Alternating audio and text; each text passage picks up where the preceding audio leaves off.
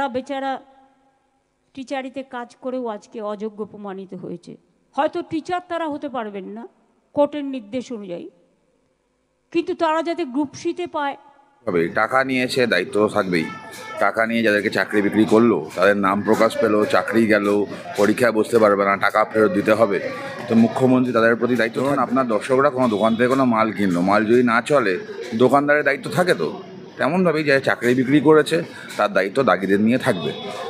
একদিক দিয়ে যারা যোগ্য সেই লিস্টটা যদি দিয়ে দিত তাহলে পরীক্ষার দরকার হতো না। যোগ্যদের জন্য মুখ্যমন্ত্রীর মন কাঁদে না, মুখ্যমন্ত্রীর মন কাঁদে হচ্ছে অযোগ্যদের জন্য, চাকরি চোরদের জন্য। কারণ এরা টাকাটা দিয়েছিল চাকরি পাওয়ার জন্য।